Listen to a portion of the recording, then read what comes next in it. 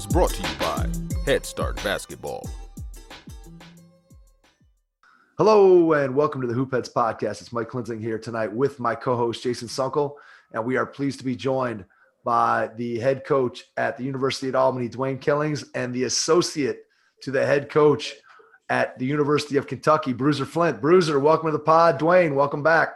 What's up, man? Good to see you. Absolutely. Appreciate you having me on. We're excited to have you on, be able to dive into the relationship that you and Dwayne have built over the many years of your career, talk a little bit about the profession of college basketball coaching, and just kind of get you guys' perspective on where we're headed and what's going to be happening with Dwayne at UAlbany. And then Bruiser, we can get into, what you've been able to do there at Kentucky and what you guys have to look forward to. So Dwayne, let's start with you and just give us an idea of how you and Bruiser got together, how you met, and just kind of give us the background on your relationship. Yeah, I was fortunate to grow up in Amherst, Massachusetts as a young boy. My dad worked at the university for 40 some odd years. And, when I was growing up, probably 6, 7 years old, John Calipari comes rolling into town and really ignited a fire in the town. I mean, he built a program. There was excitement. He was a unifier. He really marketed the program. And, they had a program called Mini Minutemen where young kids would do drills, at halftime of games, and you would come in after a practice and do the whole deal. But I was fortunate to meet, Bruiser when he's an assistant coach. And I think he yelled at me a couple of times, but I loved it. And, he was always great to my dad. My dad worked at the university as the assistant controller of the university. And, there weren't a lot of Black people in the town of Amherst, so you kind of connected to each other in your own way. And my dad was very much a mayoral figure on campus. So people kind of knew my dad, and I was young, and Bruiser invited us into practice. I come in there and I turned into be a ball boy. And, what started out as just a assistant coach and a local kid in town started to turn into like family when I turned into a walk-on. And then, he's the guy I went to for advice as my career grew and decided to become a father and a husband and all those things. I mean, he was a guy that I turned to for every corner, every moment, change in my life. And now I look at him as a uncle, father figure, advice giver. And, Oh, wow. What's really cool though, is that, when I was at Temple, he was the head coach at Drexel. Like, we started hanging out and we became really friends. Our relationship changed so much over time. Now he hasn't gotten any older, right? I've gotten older. He looks the same as he did back then, back when we were in Amherst back in the 90s. And I think he had a Grand Am back then. So we got him out of that. Yeah, I got the Grand Am. I started driving Lincolns. That made a little bit different now, right? The Grand Am, definitely. I remember the Grand Am. Yeah, I remember the Lincoln a little bit more. Everybody's car choice changes as we get a little older, right? Yes. All right, so Bruiser, what do you remember about those days? What do you remember initially back at UMass, meeting Dwayne for the first time, his father? Just talk a little bit about the genesis of your guys' relationship. Well, actually, his dad was there. He used to come to practice, and I remember Dwayne as a camper. He was like he said, a mini Minuteman, and he was a camper, and he used to come by. But his dad was always there. His mom, actually, his dad and his mom would come over. My wife, a couple other people on campus. We used to have little get-togethers and go and have dinner and everything before he even became part of what we were doing. So then, he got to the point where he was a high school kid. He was going to college, and he became a guy who was a walk-on for my team. So, the relationship started a long way back before he even was thought about being like a part of coaching. Because of his dad and his mom, and we used to hang out and do a lot of things. There's a few couples in the Amherst area used to go out and do some things and come over each other's house and drink and play cards and do all those stuff like that. So then, boom, he all of a sudden he becomes an adult, and he moves to Philly. He works for a good friend of mine, Fran Dunphy. He actually also too was a good friend of mine with the Charlotte Hornets. And when he came to Philly, we started being together. We started going to hang out. go dinners, do all those things like that. The next thing you know, this guy, he becomes a person who becomes very special to me. He and his wife, who was a UMass grad also too, we started to be really close. And, it just went from there. Being in Philly, we didn't live too far away from each other. We would go out, we would have dinner, we would do all those things like that, talk coaching, so it became family. It really became family, although it started with his mom and dad, it became him and his wife. So those types of things that, that happen. And I actually put them down with the guys that were part of my family from Philadelphia. The guys who played for me at Drexel became his people too. So that was one of the things that became one of the things that became kind of special. And it was good to hang out with them I saw those guys grow. I remember them as like a 8, 9, 10-year-old. Now all of a sudden becomes a man, and you see what they do. You know what I mean? And it becomes one of those things where we start to hang out a little bit, talk profession, do all those types of things, and that's where it went from there. Did you see Dwayne as a coach back in the day when you first met him? Did you see him having sort of that mindset as a player where you thought, hey, maybe at some point this guy might end up being a coach, or was it not really, were you not really thinking in that direction back at that time? I'll be honest with you, no, I didn't. I'll be honest with you, but I will say one thing about him was everybody loved Dwayne. He was the connector to all the players on the team. Everybody loved him. Everybody was a guy who, went around them, and they wanted to be around him all the time. So when he decided to get into this profession,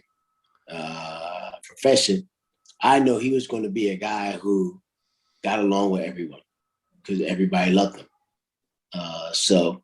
And he was a guy who would bring people in to the family that might not necessarily be into the family.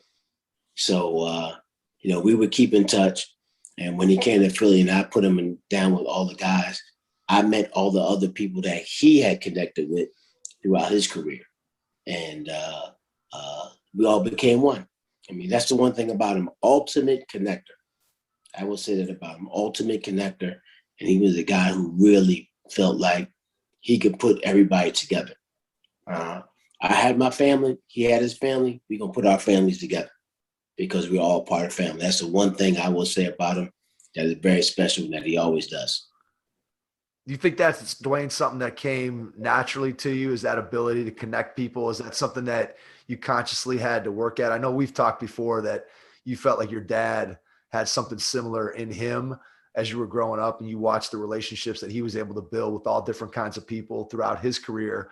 So do you feel like that was something that came to you pretty naturally, that, hey, I'm in this group and now I'm connecting people and I'm connecting this group to that group? Or is that something that you more consciously had to work on because you potentially saw that, hey, I can really put people together? Which one of those better describes kind of how you feel about it growing up? Yeah, I think that was something I learned from my dad. If Bruiser came to town and needed somewhere to live or was trying to figure out something in the town, he took that on as his problem, but that was his way of connecting people.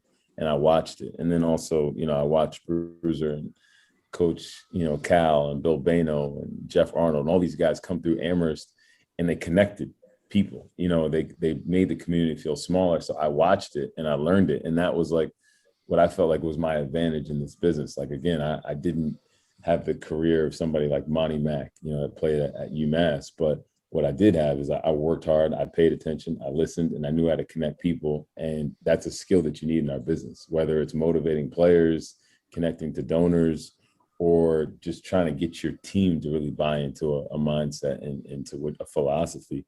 I think those are all things I learned from, like I said, from Bruiser, from Coach Cal, watching those guys at practice and do what they did in the community as a young boy. And also watching, my dad do those things in his own unique way for many years. Do you remember the first piece of advice you ever got from Bruiser when it came to coaching? Like the first conversation where it sort of transitioned to, hey, this guy can sort of serve as a mentor for me. Does anything stick out in the early part of your career? Something that he told you early on that really has helped you? Patience. I remember being an operations. No, every operations guy thinks he can be an assistant coach right away. I remember we were at Urban Saloon in Philly, which is like kind of like the midway point where I lived and where he lived, and we'd hang out there. I remember my brother-in-law was there, and I was dying to be an assistant coach. And he told my brother-in-law, and he told me, just be patient, it will happen. And when it happens, everything moves really fast. You know, you get the job, and then you're trying to figure the job out. You know, and I remember that. I remember him telling me to make sure that the kids knew I was crazier than they were. But I also remember getting to Philly, and he talked about the Philly community. Like, once you understand it, like, it's a unique place to be. And to be honest with you, living in Philly for 8 years, it made my career, my college coaching career. You know, those connections, those relationships were huge. And a lot of who I was is validated by Bruiser Flint and, you know, a really good friend of mine, Ashley Howard, who Bruiser was talking about, who played for him. And Jeff Arnold. Those guys kind of cemented who I was, so it gave me access to the city that a lot of people can't get without guys like them. So Bruiser, tell me a little bit about Philly basketball, maybe somebody who's not as familiar with it. What's so special about the city of Philadelphia when it comes to basketball? I mean, obviously we all know the Big Five and the Palestra, and there's things that a lot of people who are college basketball fans know, but maybe what's something that we don't know that makes the Philly basketball community so special that you were able to tap into or be a part of?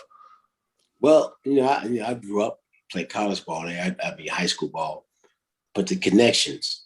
So one thing about Philly is a very tight-knit community. So you got to be a part of it, or they put you on the side. You know what I mean? So that was the one thing. So you gotta have a connection. If you don't have a connection, you're going to be on the outside looking in. They're going to boo you like they booed Santa, man. You gotta watch out. But I mean, that's the big thing about it. I think if you do a good job of being a part of the guys who are part of the city, who grew up there, who played there, who do all those things, then it becomes a lot easier. If you're not, it becomes hard. They put you out of it. And I think one of the big things about Dwayne was, once he got to the city, he got to know some of the guys and the young guys of his age that made him part of the city itself. So when he goes to Temple and he works for Fran Dumpy and he meets up with Ash puts him down with a lot of people that's going on, that's involved with the people in the city, and they accept him, although he's an outsider. You know what I mean? So I think that's one of the big things right there. If you're an outsider, you don't do the things that you need to do, then make sure that you stay an outsider. But if you're a guy that comes in, guys put you down, hey, he's good with me, then you handle it the right way, they'll make you an insider. I think that's the biggest thing about Philadelphia. Although Philly is a big city, it's a small city. And the basketball community definitely is very small. If you've ever been around the Philadelphia guys, and they tease us about it actually in recruiting. When we go recruiting, all the Philly guys sit together. And if you're not part of it, you're not sitting with us that day as we watch games and we're around each other. They'll let you know, you're not a part of this. But I thought Dwayne did a great job of being a part of that stuff. And if you ask anybody, they would say Dwayne is a Philly guy, which he's not. He's from Amherst. But he did a good job of navigating it and being part of what we were doing as a family. Of course, he was part of my family because he played for me at UMass. And I made sure that the guys that played for me in the Philadelphia area accepted him. But if he wasn't a good guy, they would say, "Bro, no, we're not dealing with him." But he was. And that's one of the things I think that made it pretty special for him and gave him an opportunity to do the things that he was able to do in Philadelphia. When did you know you wanted to coach? Me? Yep. Actually, when I was my dad ran a recreation center, and I was a freshman in college, and he's run what they call biddy leagues, 6th, 7th, and 8th graders. So one day he said to me, "All right, look, man, I need you to help me take the kids to the game." So we get to the game. The other team's coach wasn't there. So he said to me, "You coach my team, I'll coach the other team." And I coached the team after the game because my dad was a little crazy. My dad used to smack him. This is back in the day. Back in the day, you know what I mean? It was a little different then, man. A little different. Scream and holler at him, cuss at him. Those were those days back then. So my dad said to me, coach the other team. So when I coached the other team, they asked me, are you going to come back next week? Right? I was like, sure, why? Because your dad is crazy. That's what they said. And I'll be honest with you, I started loving it. And I was in college at the time, 8 a.m. Saturday mornings. If you're a college guy, Friday, Saturday nights, you know what I mean? You get up at 8 o'clock in the morning and go coach a big league team. You got to be dedicated because, most of the time you wasn't coming in until 5 or 6 o'clock in the morning anyway. So so I did that. That's when I know, you know what? I got the bug. And then Jim O'Brien, who was a big women's coach at the time, he was the St. Joe's coach.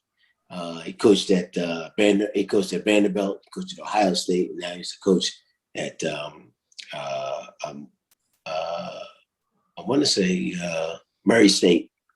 He said to me, "You should get in coaching." I was like, I don't know about that. He said, "Look, I watched the women's game because the women used to play with force. The young girls used to play in force, and I used to coach a little bit." He said, "This would be a good profession for you," and that got me interested in it. What'd you like about it right off the gun? I mean, what was it about coaching that team that first time? What was it about coaching that excited you? One, gotta love the kids. You know what I mean? If you don't love the relationship with the kids, you're in the wrong profession. Because it can be hard, because the kids can be hard. But you have to love the young people. And Coach Chaney told me this a long time ago. He said to me, when we were talking, I said, "I'm not going to do this till I'm 70. And he said, one, the young guys have made a lot more money than the old guys made when they first got in it. But he said, the kids give you energy. And it's true. And they give you energy. They keep you in it. They keep you strong. They keep you young. And I think that's the biggest thing about it. And then relationships. Seeing a guy like Dwayne makes you feel really proud. You know what I mean? See him growing up as a 10, 11, 12-year-old guy, being to be a part and be successful. See him grow up and be able to do the things he'd be able to do. For me, it's very emotional, almost to the point where I almost cry. You know what I mean? Seeing him doing it. I've known his wife since she was in college. You know what I mean? So to see them be able to have that journey, be able to go on and do good things. I mean, for me, there's nothing better than that. Because one thing, you're a part of it. You're a part of, okay, bro, I'm going to call you when I want to get a job. I'm going to call you what do you think about this? And that's the biggest thing about coaching that makes you proud, that you're a part of the transition of those guys, but not becoming men, young men, but becoming men. I think that's the biggest thing right there. There's nothing like that makes you feel proud. And I've had some guys in my days who they were tough kids. To see them have success with families and do all those things. I'm an old head in this business now. So now they send me his kids, you know what I mean? Things like that. That make me feel good. And listen, the first kid he had, I go over his house. His mom him and his wife made me take off my shoes, do all those things like that. You come in the house, take your shoes off, do all those things. To their second kid, where it was like, it don't matter, just come on in. But to see those guys, to raise family, raise kids. I'm old enough to know to see my guys be able to have kids that go to college and do well in college, even if they weren't basketball players. And those are things that you preach throughout the world. You do it throughout them.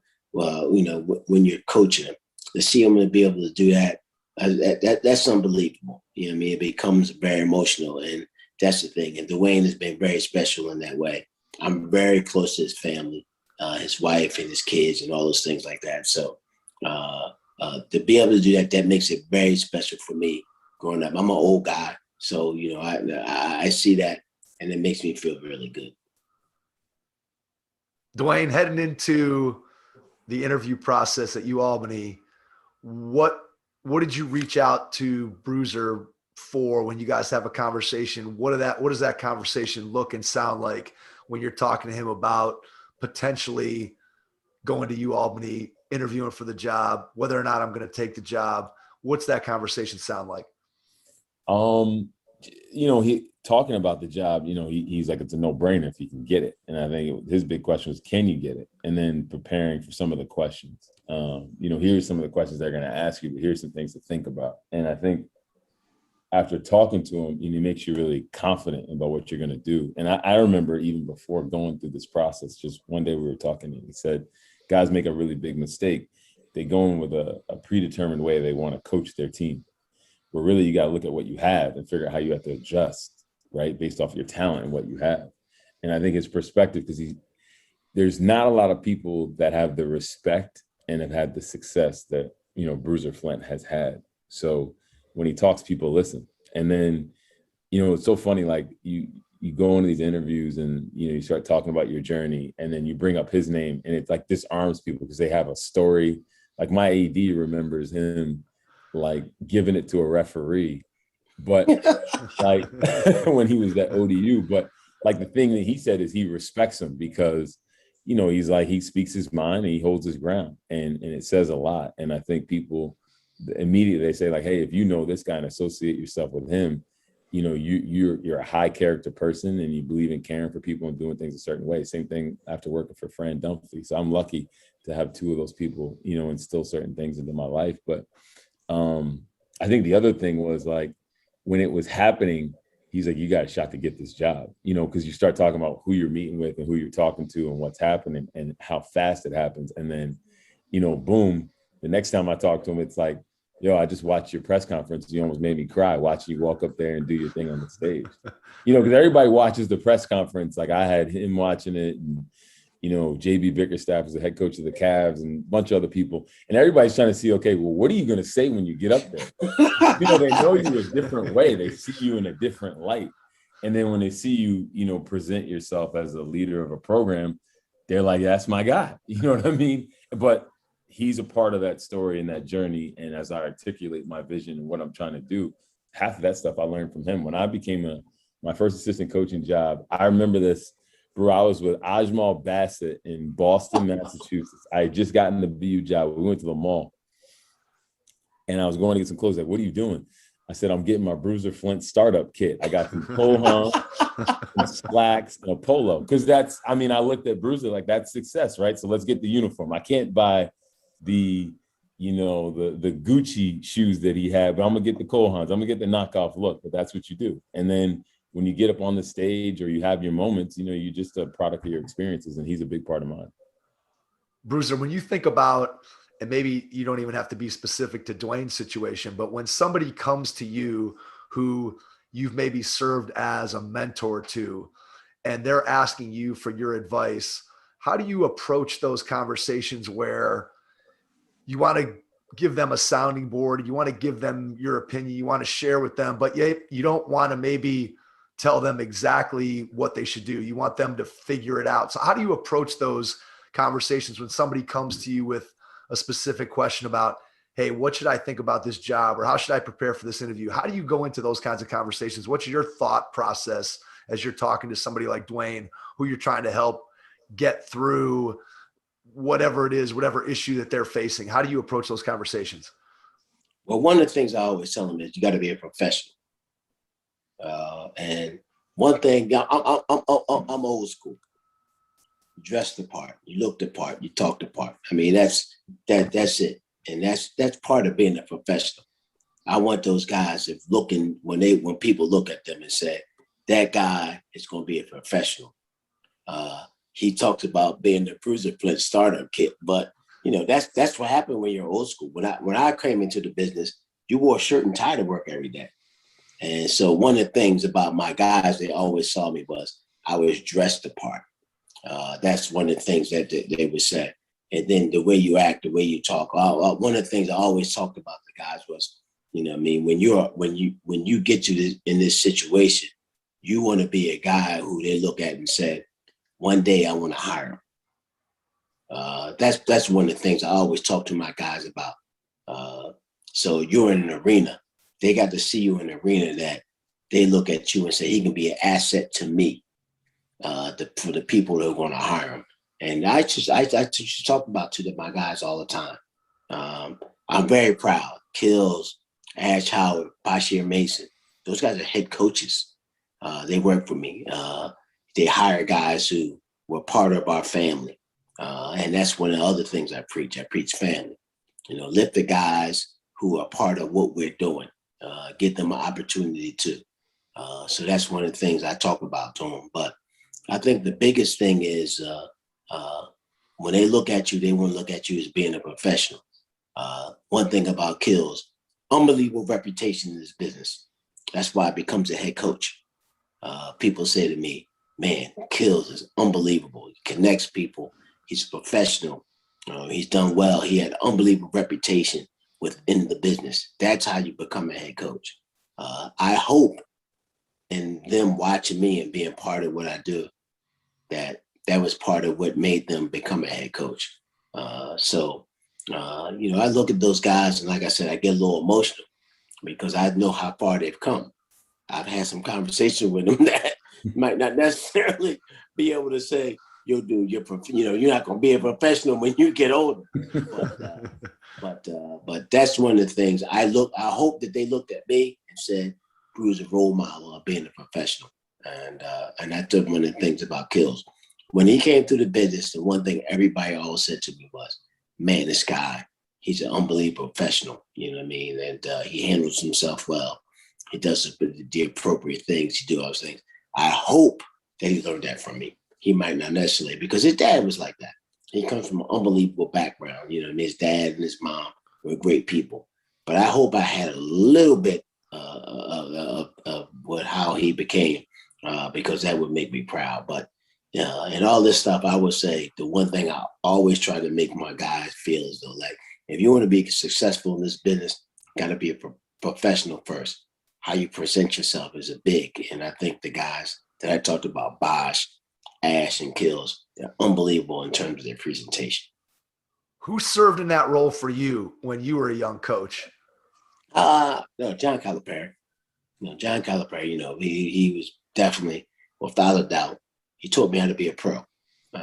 Frank Mitchell gave me the opportunity to be an assistant coach at Coppin State. But when you talk about smorgasbord, handle your money, do what you're supposed to do, handle yourself as a professional, I say that goes to John Calipari. I think that's one reason why I became sort of best friends. He took me I always tell everybody, I went from driving them to the meetings to being in the meetings. And I think that's one of the things that as time went on, I learned about being a professional.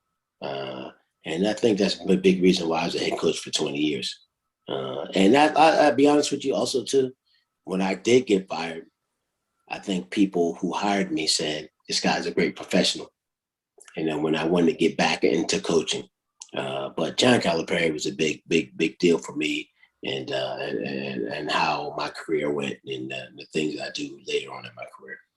Dwayne, talk about the influence that Bruiser had on you as a professional, like you just talked about. I can remember being at Temple in the summertime, going over to Drexel, and the presentation part was always like who he was. Like, he's always one of the best dressed coaches in college basketball. So he set the standard high. But even like he did a great job of like calling you out if you didn't look the part, in a very subtle but direct way.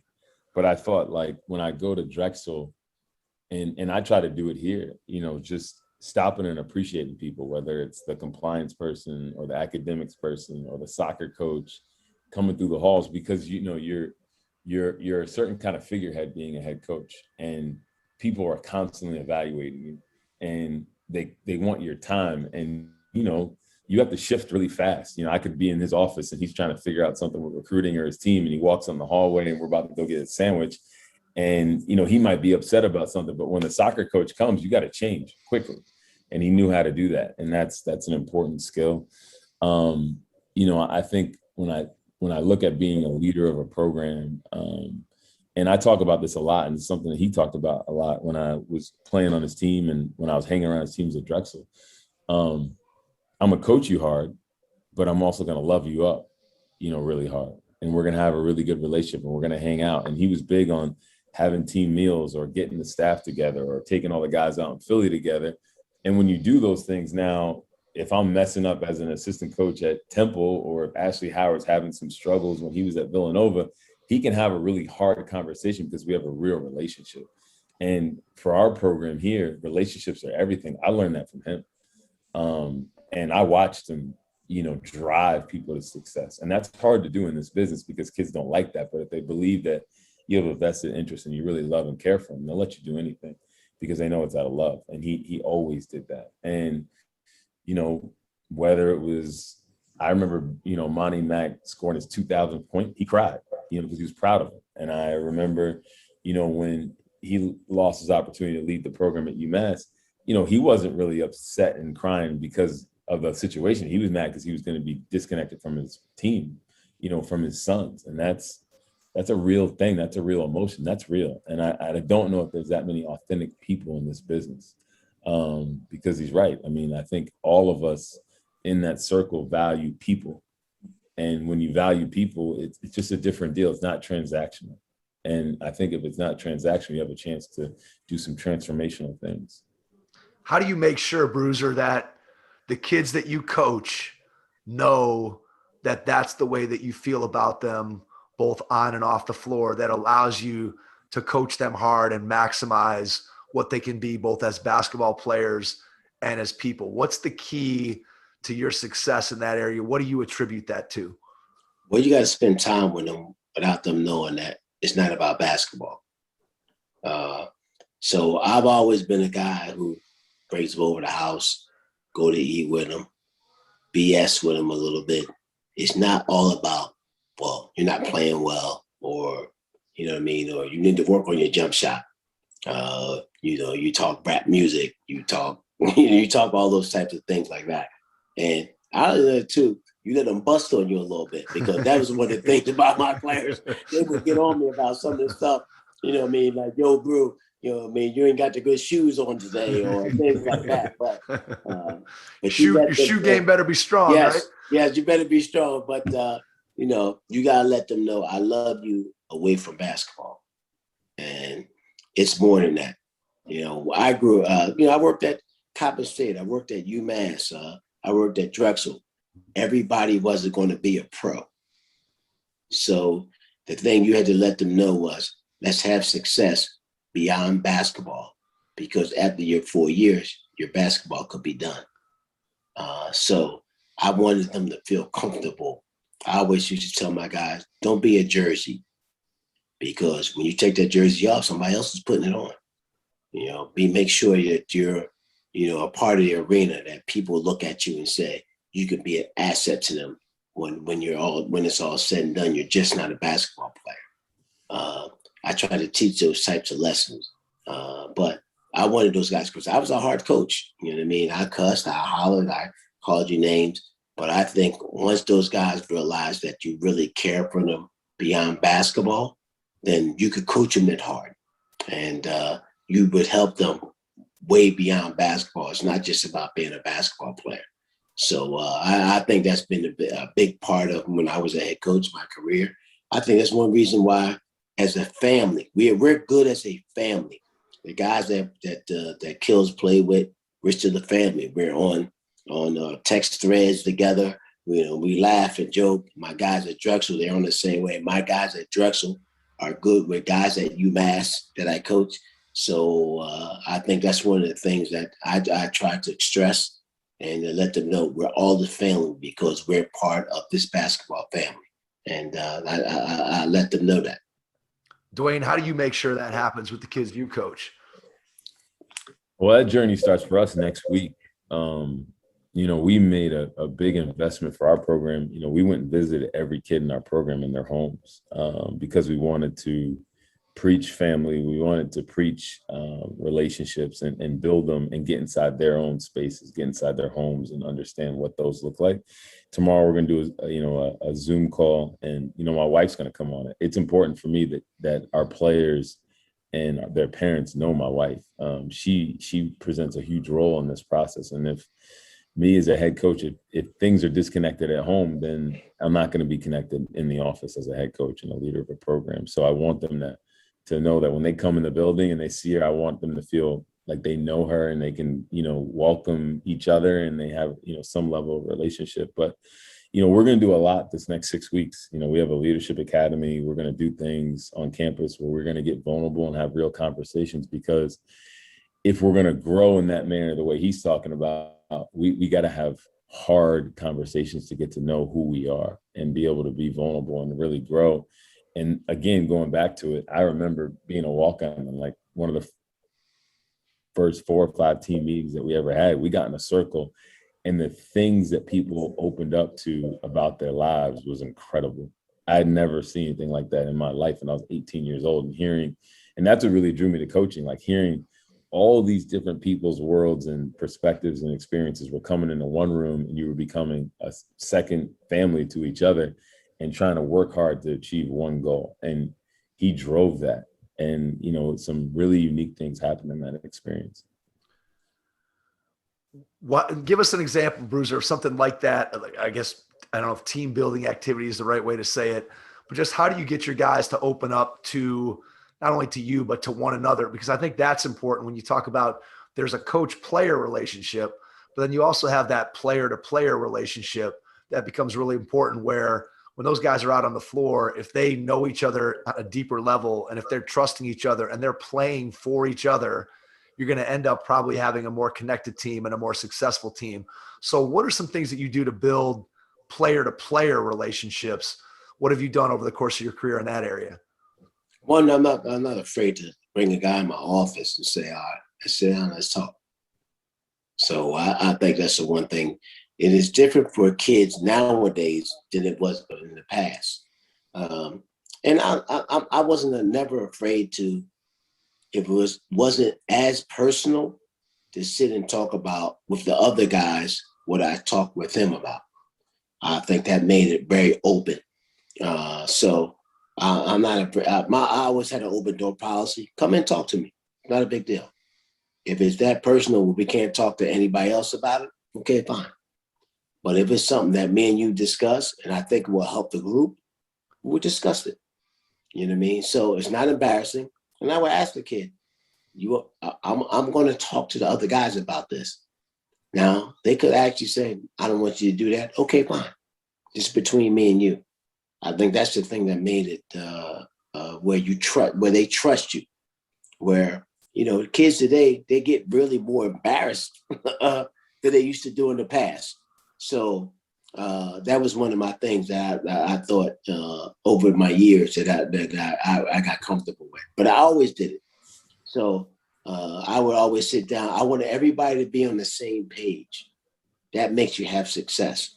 If you're not on the same page as players and as a coaching staff, it can be hard. But I always want everybody to be on the same page, understand that we all have the same goals, that we may have some different issues, but our goals have to be the same. So that's one of the things I sort of stress to my teams.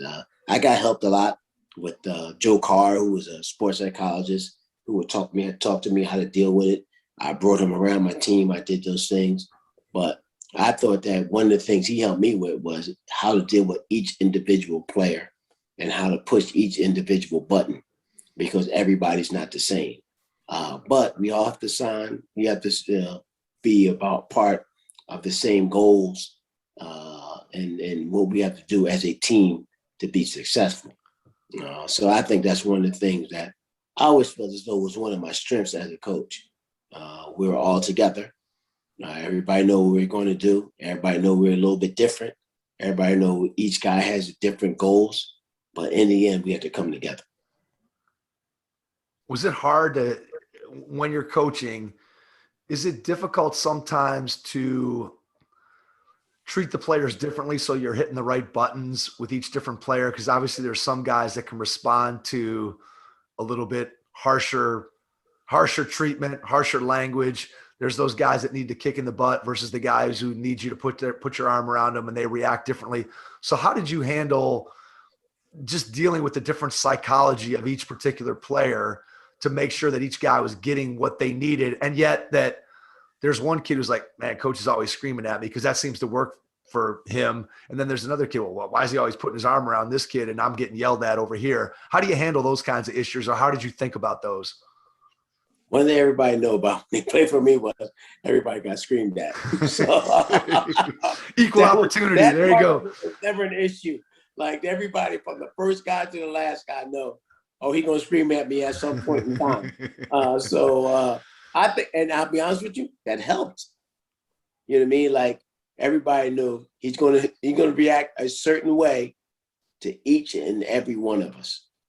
He's gonna be hard on us on each and every one of us. So then they didn't look at the next guy and said, he didn't do that to you.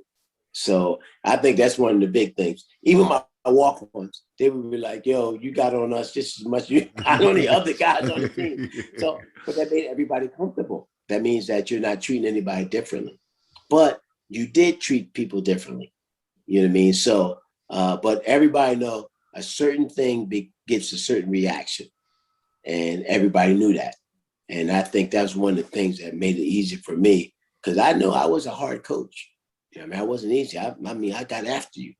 And everybody had to look around and be able to say, okay, he didn't treat me no differently than the other guy. So I knew that was part of it. But I mean, it's hard. I mean, it's especially now. So I think it's a lot different this way. Your communicating skills have to be top notch, because these kids today, they take it a little differently than they did in the past. In the past, you know, I'm a guy who's been in this business for 35 years. People said, how does it change? It changed with the parents, and it changed with communication with the kids. If you're not a guy who really communicate with your kids, they're going to interpret it a little bit differently, and they're going to get it's going to be a little bit more sensitive than it was in the past. But I think if guys look around and say, he didn't treat me differently than he treated anybody else, I think that then it's okay with them. Dwayne, how do you look at that, the transition from being an assistant coach and the type of relationships that you have with players versus now as a head coach?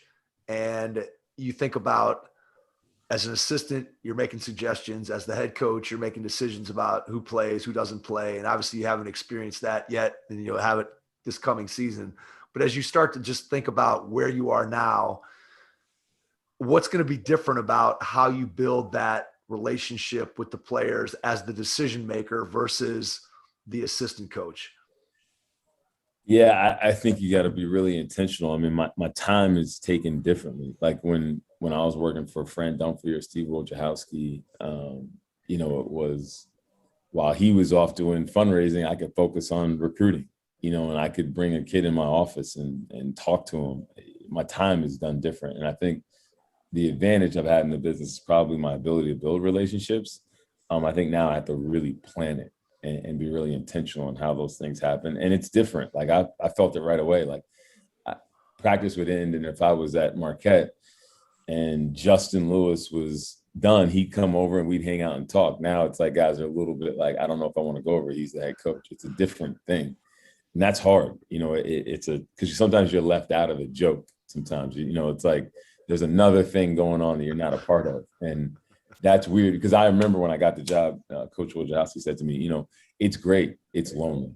And I get it. I got it really quickly, you know, because it's just different. You walk in a room, everybody stops talking. Like, well, why does everybody stop talking? You know, what are we talking about? But I think for me, I'm just trying to plan on like, hey, I want to invest the time in getting to know the guys. And I'm a laid back person off the court. And one of the things Coach Dunphy told me is you have no idea who you're going to be on the court. And I probably,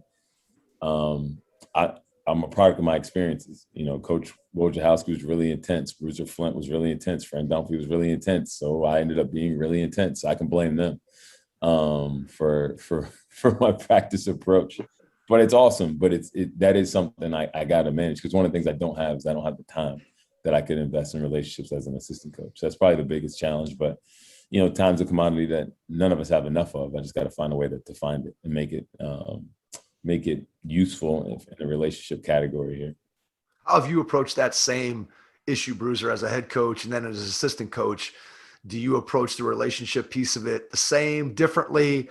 What's it like building relationships with players as the head coach versus an assistant coach? I mean, it definitely changes. You know what I mean? So you're not. One of the things I told him was, you can't do everything. That's one of the things that people think, well, I'm going to be this recruiter. You got to be able to delegate a little bit. You know what I mean? You got to be able to rely on your assistant coaches. You become the principal. When you get called to the principal's office, most people think something's wrong. Where before you call the assistant coach, yo, come over to my office. What's up, man? You know what I mean? Like, that's over. You know what I mean? So I think that's one of the transitions that you learn and becoming a head coach.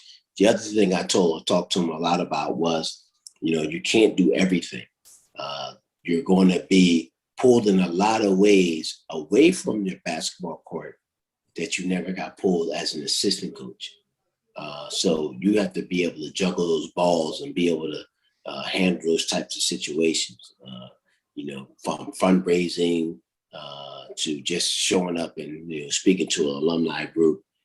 Those things become part of your repertoire that, to be honest with you, didn't have as an assistant coach. And you're doing it a lot because they need you to be a part of the athletic department that you've never been a part of the athletic department before. I think that's one of the things I talked to them about.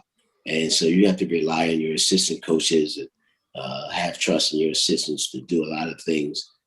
What I always say was I call take food off your plate. If you don't have them take food off your plate, man, you're going to be too full to eat. And I think that's one of the things I sort of talked to him about a little bit. But your relationship with the players becomes a lot different because you're the hammer. You know what I mean? So, and they look at you that way. Don't think that you're going to, it's nothing wrong with being a hammer though, because that's what it's all about. That's why you become a head coach. And you're not going to always be their friend. You got to tell them the truth. You got to be honest with them. If you're not going to have any success. But there's nothing wrong with being a hammer, and that's part of your job. That's part of what you do. And you got to be able to deal with it that way. Bruiser, how long did it take you to get comfortable delegating to your assistants and to other people who are a part of the program? Was that something that you were able to do right away when you get your first head coaching job, or did that take you a couple of seasons to really feel like, hey, I can let this piece of it go and it's going to allow us to have more success? Because I think most of us who are driven and are successful, we do that because we believe in ourselves. We have a strong belief that I can do this really, really well. And yet, to your point, you have to let some of that go because you just don't have the time. So how long did it take you to feel comfortable delegating to your assistant coaches? I will say this: the thing that was when I got the UMass job, I recruited a lot of the players, so my relationship with them was different. Then all of a sudden, I become the head coach, and they still look at it like, "Yo, dude, you recruited me." You know what I mean, right? So, like, dude, you're the guy that talks to me every day. Like, I'm not talking to you like that anymore. So I think that becomes different. Now, when I moved to Drexel, and I hadn't recruited any of the players, it was totally different. So I think when you in a situation where you take over for someone and you've been there, your relationship with the guys is totally different. If you go somewhere new, then you know what? You have a different relationship with the guys. They're looking at you as the head coach from the beginning. So your relationship with the players is a little bit different in that way. But it takes you a couple of years because you have to build also the assistant coach's trust that, okay, I'm going to let this guy be able to do what I need to do to help me. And I think that takes a season or two to really be able to do it. You would always want a guy who was able to take care of things around campus. Forget about the players itself. Will he be able to help me out on campus where I'm not always dealing with the campus people that they know, you know what? I just call this assistant.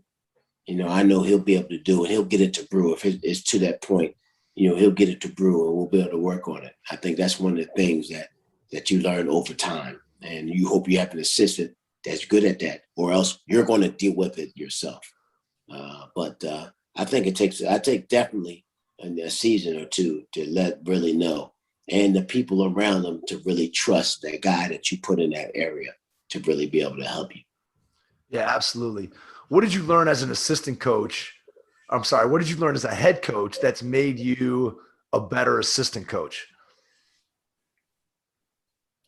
To be honest with you, I think you're probably patience. You know what I mean? And I think that the communication part of it, in terms of, sitting down with the guys and really individually saying, hey, look, man, this is what you need to do. I think that's one of the things. You don't always have to be their friend. I think sometimes with being an assistant coach, you always feel as though you got to be the player's friend. But you become a head coach, you realize you don't have to be their friend. And I think you can be more real with them. I think when I came back to be an assistant coach, when I kept it real with them. You know what I mean? We weren't selling no fantasies. You know what I mean? And they were like, okay, bro, I get it. You real with me. And I get that. I think that made me a little bit better as an assistant coach.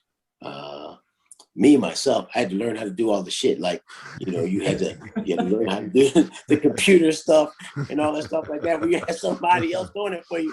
You know what I mean? Now, all of a sudden, all right, Bruce, you got to clip a film. I ain't clipped a film in 20 years. You know what I mean? But, I mean, those types of things like that. But I think the biggest thing was, just really keeping it real with them. I mean, not just being one of those guys that sort of like sells them a dream. You know what I mean? So I think that's one of the things of being a head coach, being an assistant coach, I think it really helps. Dwayne, one of the things that we've talked about a bunch of times already is just the responsibility that you feel as a young African-American coach getting your first opportunity to be a head coach. So maybe we jump into a little bit of the conversation that you guys have had in that area, talking about making sure that you do all the professional things that Bruiser, you were talking about earlier, and that Dwayne, you talked about are so important to you. Just maybe talk a little bit about each of you, kind of what your conversations have been like over the years when it comes to the racial piece of being a head coach, being an assistant coach, being a college basketball coach. What are some of the things that you guys have talked about over the years through your course of your conversations? Yeah, we're evaluated differently. I think Ashley Howard's success opened the door for my opportunity, and my opportunity opens the door for the next guy's opportunity. And that's something we have to be cognizant of. I think given what happened last year, I think we all kind of collaborated more. I mean, everybody's doing Zooms where you're having these conversations that they help you grow, but they're therapeutic. I mean, we're scrutinized differently. We're looked at differently. We have different challenges in our business. I think that's something that we're all cognizant of. But I think we also have now positioned ourselves to address, celebrate, challenge for more diversity on campuses and in our profession, because we don't necessarily want it to be, hey, there needs to be one minority hire in every staff. Well, why can't there be 2 or 3? What if that's the best person for the job? I think that's what everybody wants. I think now, for me, in this moment in my life, and a bunch of guys that look like me, we've been given more opportunities. Kyle Neptune's a really good friend of mine at Fordham. He's got his job. Now we all have to do a great job now for the next wave of guys, because we're going to be evaluated on that. But I think our window's shorter. And I think those are the things that Bruiser, has identified and we've talked about over the years. Like, people are going to look at you differently. They're going to evaluate your sideline antics. Sometimes we are looked at as, we're too emotional, whereas somebody else might be looked at as passionate. Okay, that's something we got to deal with. I mean, that's just the reality of the world we live in. But I think at the end of the day, we got to be organized. We got to run good teams, and got to have discipline, and got to have the right identity for our players. Going back to what he said, professionalism is everything. Being a good teammate on the campus and in the community, that's important, because you're evaluated on all these things. But I think we're looked at a little bit differently. But obviously, for me, I don't blend in the crowd in the Capital Region. I stand out, which is great. It's a great opportunity, but that means you got to be really cognizant of what you're doing, where you are, who's around you, and what you're saying. There's a different pressure, and it happens the minute I walk out the door of my house every single day, which is great. Again, I don't look at it as pressure. I don't look at these things as challenges. Look at them as opportunities, because if I take advantage of them as opportunities, then it's going to open the door up for my program, for myself, for our campus, for our community, and also for the next, minority, African-American, whatever the person is, a person of color, to get an opportunity to lead a program, great. Or if it just means that, hey, there's a guy that at one time was at a program like Temple or Boston University. He gets his next opportunity to be a high major assistant coach because he kind of looks like the profile that I had. Somebody might say that guy was successful, so maybe the guy looks just like him and has the same profile as him. Maybe it's him with tips from my staff, which is great. That's why we do what we do. And I push my guys hard. This is a situation where like they've said it, like, you give us a lot, and I push them to grow, because if they grow, I grow and I get better and our team gets better. Bruiser, you've been at this thing a long time. What are some of the things that you've thought about, that you've approached, that you've shared with some of these guys that are part of your family when it comes to being an African-American coach? What are some of the responsibilities that you felt? How have you approached that aspect of coaching? Well, one of the things I always tell my guys is, your book is judged by its cover. Let's be real. I mean, like, if people say, "Oh, don't judge your book by its cover." Well, we are judged by that cover. That's real. That's a real point of it. So you got to be ready for your opportunity. People got to look at you and say, "Man, he's an asset to us." We're not necessarily get opportunities for people to get to know us. I hate to say that. As a minority coach, but I've been doing this for a long time. I've seen it. So your book, your cover better be good.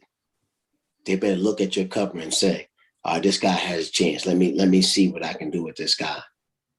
So that's over the years have been, I think a lot of things have changed over the years.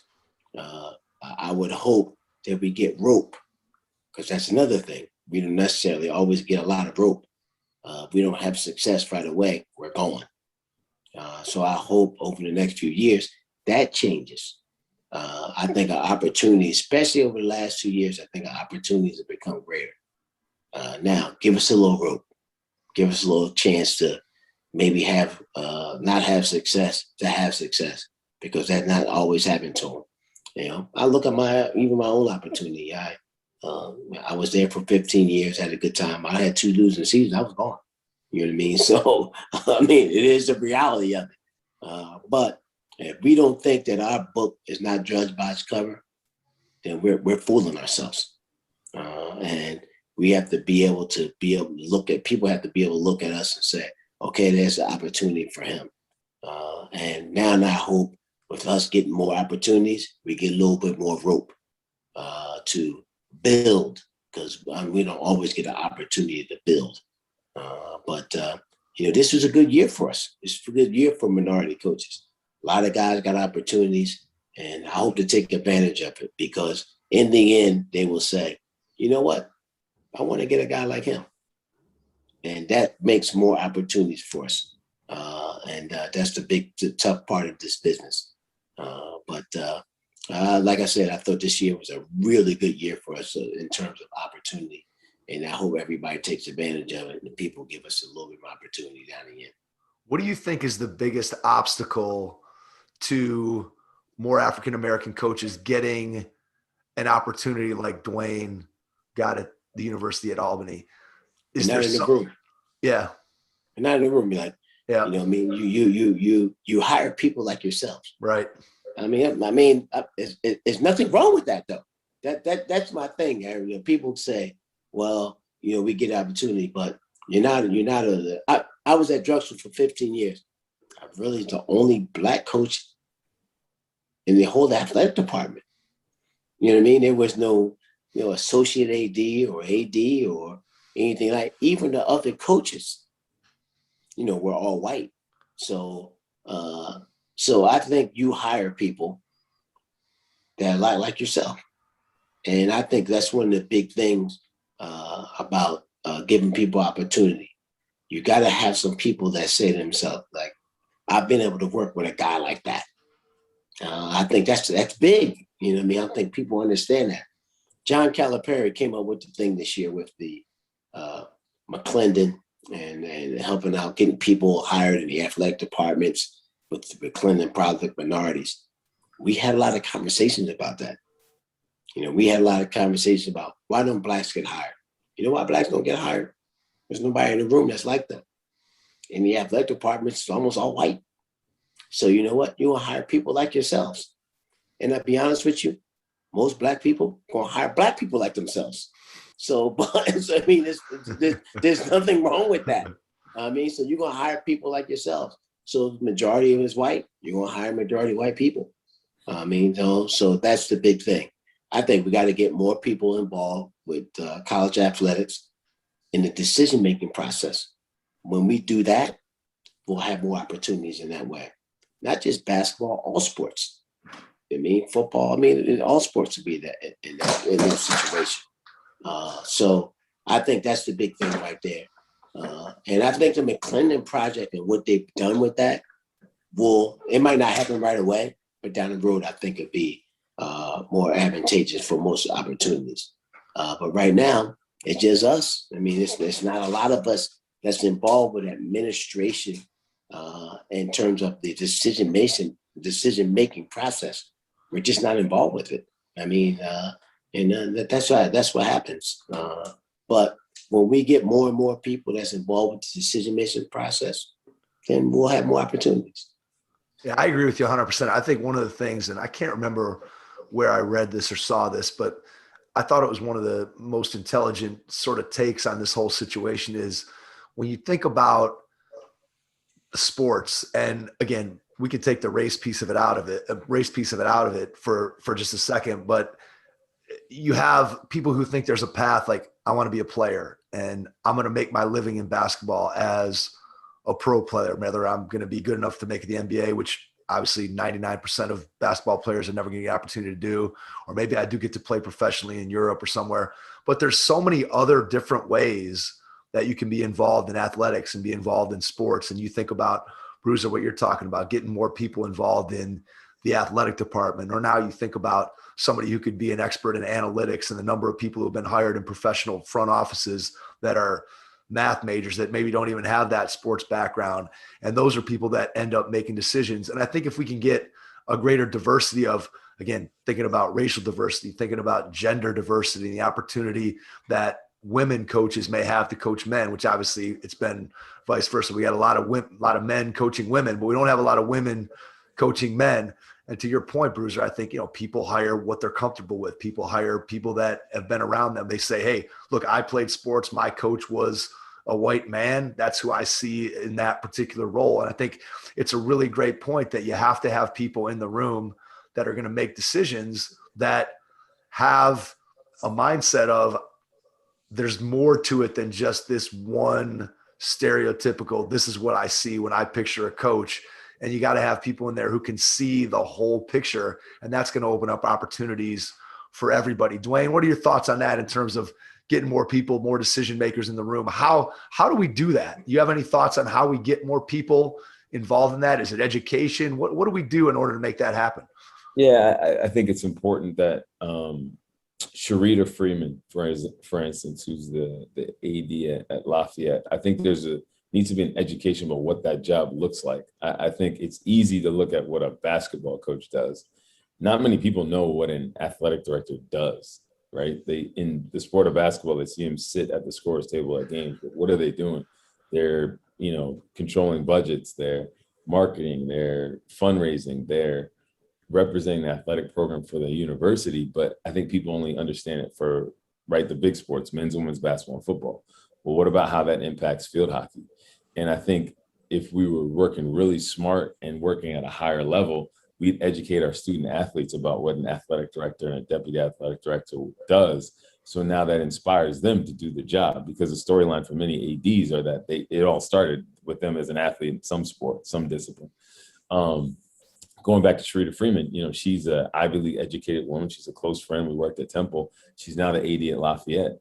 So we need to celebrate her more in as many spaces as we can to inspire somebody else to take that job. There's a lot of athletes that finish playing, don't know what they want to do. They get to the coaching. Why can't they get into administration? And to Bruiser's point, we got to get people in the room and to the table, but we got to push guys there. And needs to be an opportunity there. Again, kids go to be a grad assistant to get a degree and get an entry-level opportunity. Why are we not doing those same things? And I think the people, again, that look like Bruiser and myself, they have to open up those doors and spend some time and some sweat equity and move some money around to create more opportunities.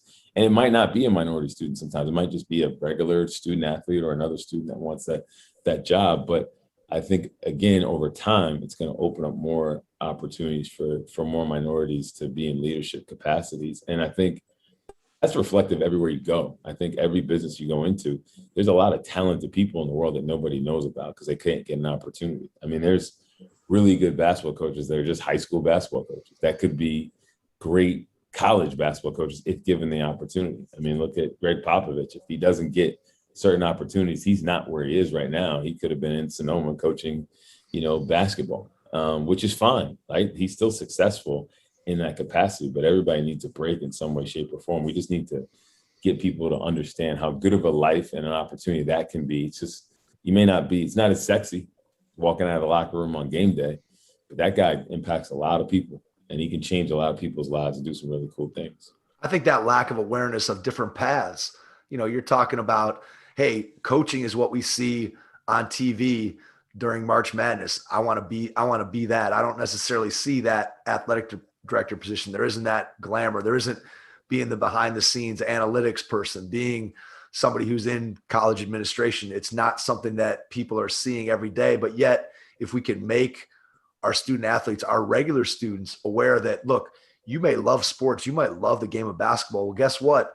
There's more than one way to be involved in the game for your entire life than just being a player or a coach. There's so many other ways that you can impact and use sports, use the game of basketball to further yourself and then eventually further the athletes and the people that you come in contact with. And to me, it always comes back to that education piece and making sure that people are aware of what paths are out there for them to be able to follow so they can have the kind of impact that you guys are talking about. To me, it just seems like that's really where we have to put the emphasis. And I think, Bruiser, what you were talking about, with McClendon thing, I think that's something that's the direction that's headed, correct?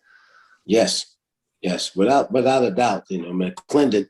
It's funny because Marcus Jarman, who's the athletic director at the UCLA, and I read his story. He talked about how he wanted to be in the college athletics, and it wasn't even the athletic people who put him down with McClendon.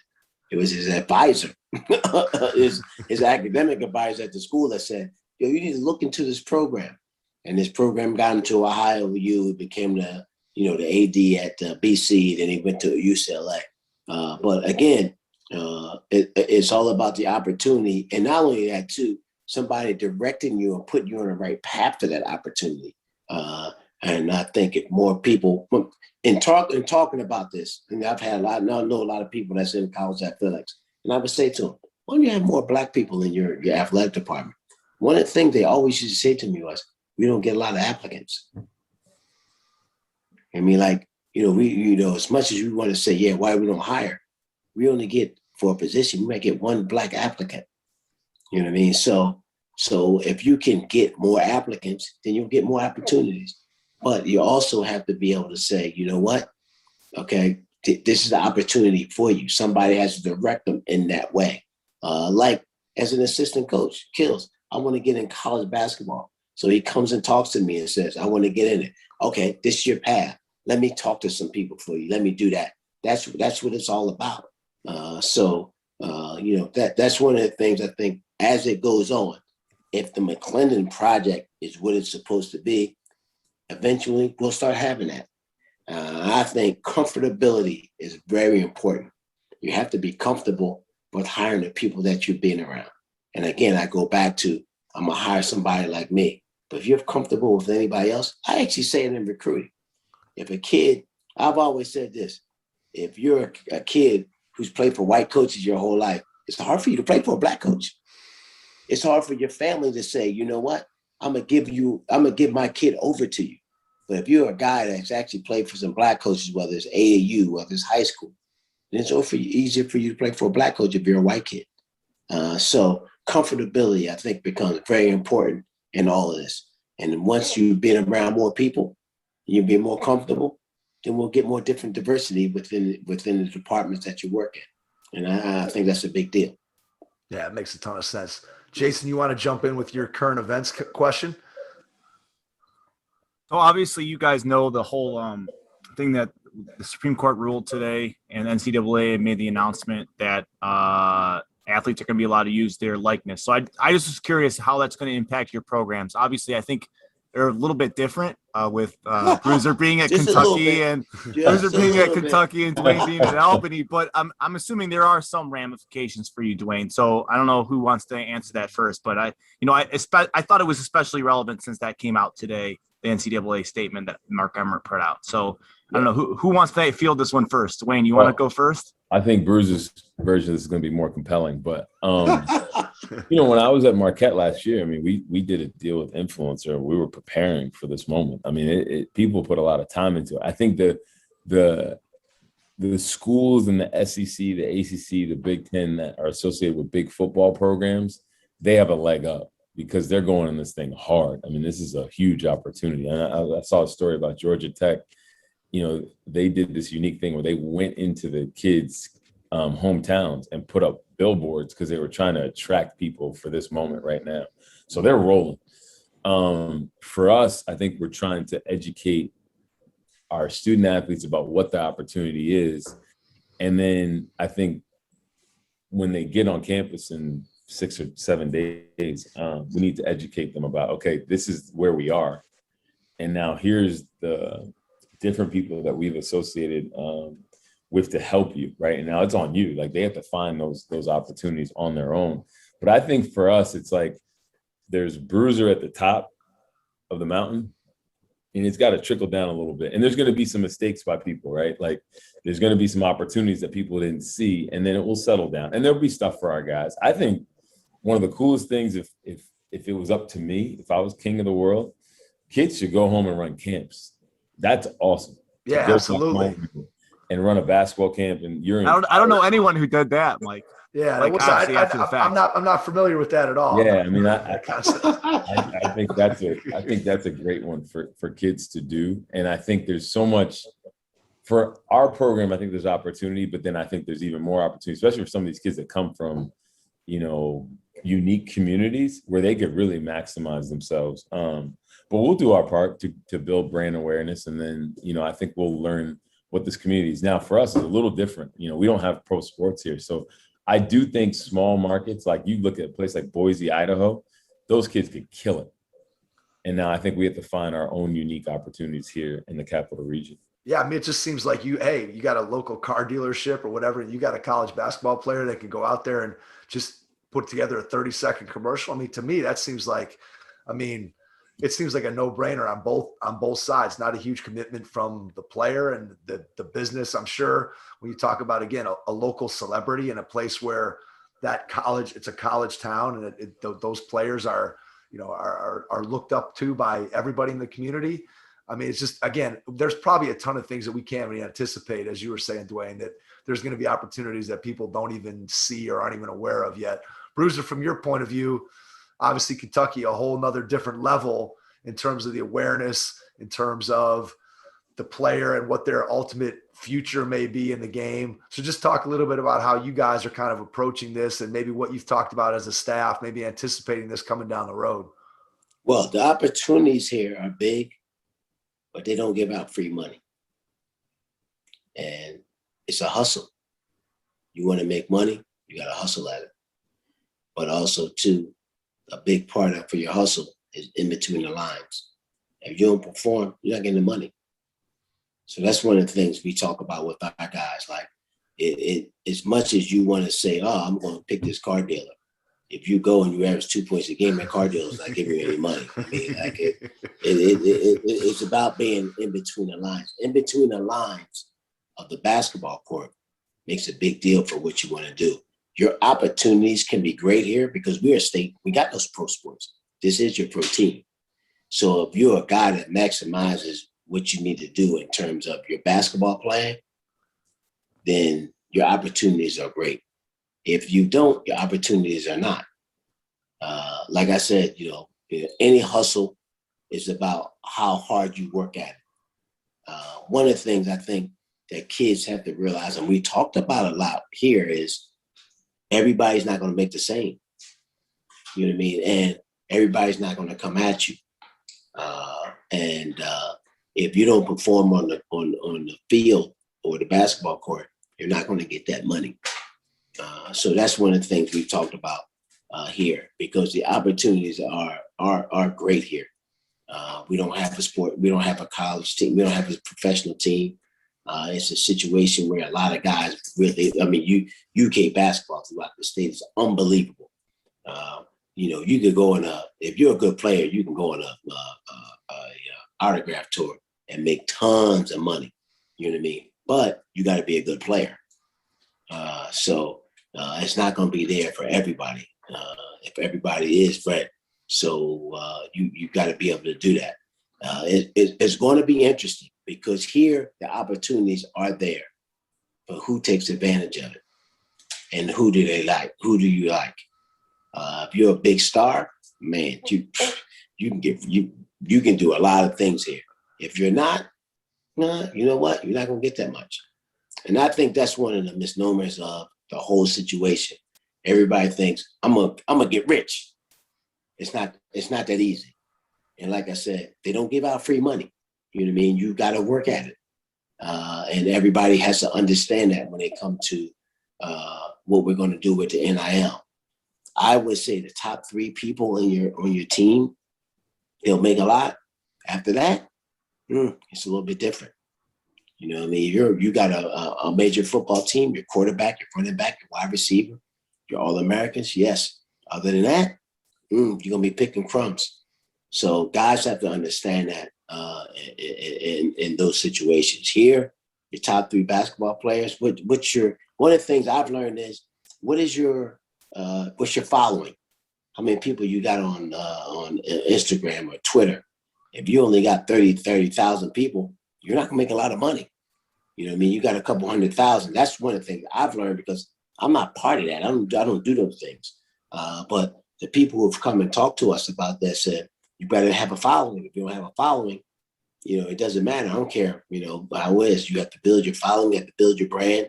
One of the things we really talk a lot about here is building your brand. If you build your brand, you got a chance to make some money. If you don't build your brand, you ain't making anything. So it's an interesting situation. I think the kids think they're just going to get it. That's the thing I always laugh about. Oh, you just think you're going to just get money.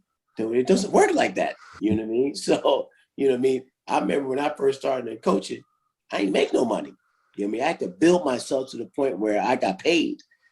So I think that's one of the things that's a little bit of a misnomer that kids really don't understand. But the opportunities are definitely there. You got to be a little creative. In a situation like this, you have to have some guidance too, which the coaches can't give you. So you might have somebody that need to give you a little bit of guidance, and that's where you go, where your brand is. Where are you? How many Twitter followers you have? How many, Instagram followers you have? All those things like that. So it's a little bit more in depth than people think, and I think that's one of the things that the kids today really don't understand at this point in time. And not only that, too, who's real, who's not. I can help you. Okay. Who can really help you? Who really can? So it's going to be interesting. I mean, it's going to be interesting to see where it is. Like I said, a place like here, you can do a lot of good things. I mean, they got a lot of money here. They got a lot of good sponsors. They got a lot of good things. But who's willing to help you? Who's willing to be able to go in a full house with you as a player? And it's going to be interesting. But that even here, we're guessing a little bit. But we'll see how it goes. Yeah, I look at it and I'm not sure. I see the benefits. It's like anything. It's like the transfer portal. It's like all those rules. You can see the benefits on both sides of it, and yet you can see that there's also some downside to it, right? I mean, there's clearly some things that there's going to be some opportunities for kids that nobody 10 years ago could have really imagined, and yet at the same time, it's going to bring in this whole different dynamic within your team that you guys as coaching staffs are going to have to deal with and help kids navigate and figure it out. And is this guy jealous of that guy because I'm the 5th starter instead of the 3rd starter? The 3rd starter is getting this opportunity and I'm as good as him. How come he's getting paid for this and I'm not? And it just adds this whole other thing that, again, may or may not end up being an issue, but at this point, it's so unknown, it's so new that who knows where it ends up going. We are coming close to an hour and a half.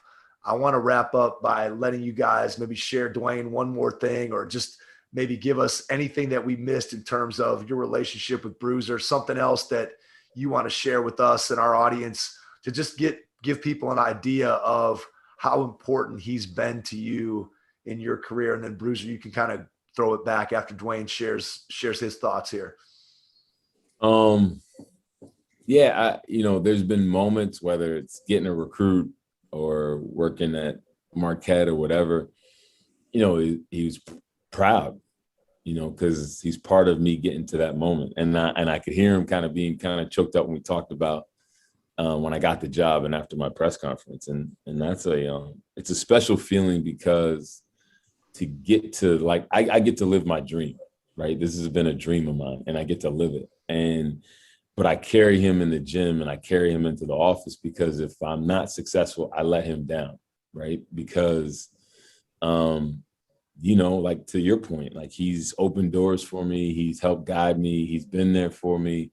I lost my job once, and he kind of just coached me through that. And that means a lot. And like I said, he goes from a coach to a friend. That's unique. That's special.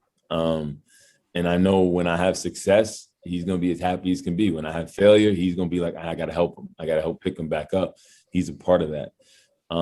Those things are really important to me, because I get to carry his legacy. That's unique. I get to say that, again, I wasn't, when I set out on this journey, I didn't have the success other people had. So I had to outwork people. I had to build relationships in a different way. I had to go about it. Some people told me I wouldn't be able to get here. I'm here. And I'm driving myself to be successful because people like him betted on me and they put their word on it. That means a lot.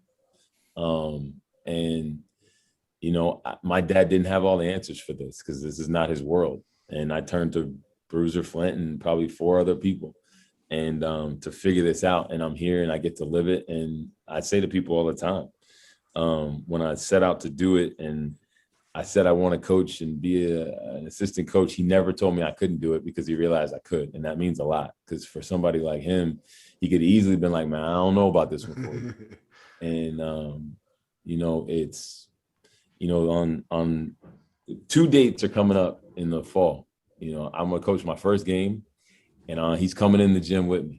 And I'm going to try as hard as I can to make sure that first day goes right, because there's going to be a bunch of people that are going to be proud of me and our team, and he'll be one of them.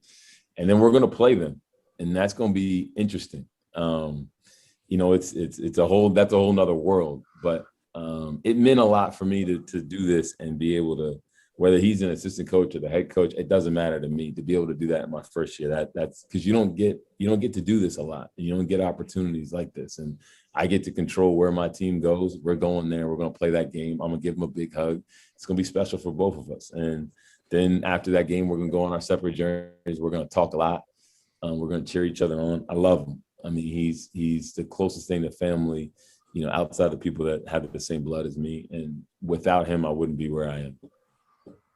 Bruiser, what do you think that conversation is going to be like after you guys match up? Let's forget about the outcome of the game, but just the opportunity to watch Dwayne as a head coach. What do you anticipate that conversation being all about? What do you think you'd say to him? What do you think he's going to say to you in that moment after coaching that first game? Well, I hope we beat him by a lot, but that's. I think that goes without saying, man. I get to say this to use it as motivation. I need to make sure I get a copy of this recording. There you go. We got it, man. I'm getting it to you. You got it. Every day I looked at this wall at Kentucky, because Kentucky won a 2000 game against me at Drexel. So I walked by this one space that got 2K on it. And it says Kentucky 88, Drexel 44. So I look at it that way. But I will say this though, when you're a coach, you want to see your guys have success, because it's all about the relationships and how you think you affected those guys in your 4 years that they're, or whatever, the opportunity that they're around you, the time that they're around you. to see Dwayne be able to get the head coaching job, whether he plays this or not, has made me unbelievably proud. And not only that, too, I've seen his journey. I've been a part of it. So that lets me know that, how hard he's worked. Like I said, the biggest thing about him was his reputation as a coach as he was going through the business. So I feel really good about it. Watching him just walk on the stage before he said any word, I almost started crying when I saw him at going up to the stage to get the job at Albany. Sitting, being able to talk to him because I know how hard he's worked. But it looks like being selfish, I had a part of that. I think that's one of the biggest things that I look at it. Like I said, man, I had a big part of him becoming a head coach. We had a lot of conversations about getting to this journey, getting to this part of his career. But I love him. I love all my guys. I feel real good about my guys who are head coaches. I have a lot of them, actually, for a guy who, Ash Howard, Bashir Mason, him, even some Division III guys, Mike Connors, Brian Gorman, Matt Collier. So all those guys have worked for me and become head coaches, even a lot of guys who are high school coaches. So I've always felt this, a little selfishly, that I had something to do with that. And that's one of the things that makes it good about coach. That's why you come back every day, that you see those guys have success and you feel good about that success. I know Dwayne got up and talked about me a little bit at the press conference, and that really made it, made it special. It's an opportunity for those guys. I think that's your job as a head coach. I hope when he begins his job, that guys help look at him that same way. I actually have a kid Henry Fairfax, who's an Independence headmaster, and he's getting ready to get a huge job. He calls me every day, talks about it. And that makes you feel good as a coach that you know that you had a chance to be a part of their lives, and they entrust you to be part of their decision making. I think that's one of the big things that makes it special. And I'm so proud of all my guys, especially him, because we're a little tighter than most people. You know what I mean? I have a different relationship with him than even my other guys that are head coaches. You know what I mean? Our relationship is a lot different. And to see him be able to have this success and be able to live his dream, I'm always there for him. And that's what this is all about. That's what it's all about for me when you play for me.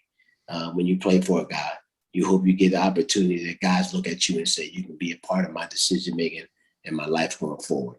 And that makes it all worth it. I love that, Bruiser. I think that's something that when I think about defining success as a coach, or Jason and I are both teachers in our real jobs, when you think about defining your success, what you just said about being a part of someone else's success, that to me is really what it's all about. When you can look at and you can say, what I did as a coach, what I did as a teacher, what I did as a parent, what I did as a business person, whatever, that I was able to have an impact on somebody that helped propel them to success. And I can feel that I was a part of it, and they feel that I was a part of it. To me, there's nothing better than that. And that's the definition of coaching. I mean, obviously there's a lot more that goes into it when we talk about the actual basketball and on the floor, but it ultimately comes down to 15 or 20 years down the road, when you have a guy that has success in his own career, in his own family, in his own life.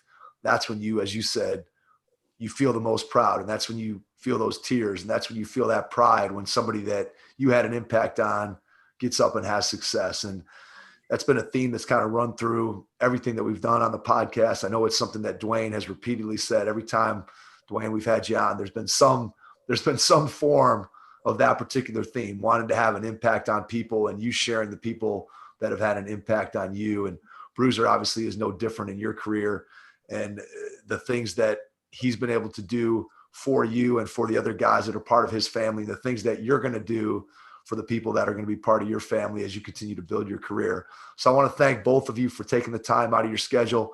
Bruiser, it was a pleasure meeting you. We really appreciate you coming on and being a part of this series with Dwayne. And Dwayne, obviously, as always, I think Jason and I feel extremely indebted to you to be able to open up kind of your program to us over the course of this year. And it's going to continue to be a fascinating journey as we watch you start your head coaching career. I think, Mike, I want to say something though. I think Sure, go for we it. should get the commitment that after they play one another, we get them back on the podcast right. and talk about the experience. All right, that's good. I'm not ready to commit to that one. Well, we might. We're not going to get you on 5 minutes after the game. How about that? We'll give you. We'll give you right after the game. In the locker room. Live from Lexington. Here we are. We'll give you a Give us some time to breathe. We'll give you a grace period. That's a good idea, Jason. I like. Listen. See, look at man. There's the brains of the organization over there. Coming out the bullpen with that one. He came out of nowhere with that. He's thinking outside the box, man. I like it, Jay. That's good. That's good stuff. Well, again, thank you guys both for jumping on tonight. We really appreciate it. And to everyone out there, thanks for listening. And we will catch you on our next episode. Thanks. Thanks for listening to the Hoop Heads podcast, presented by Head Start Basketball.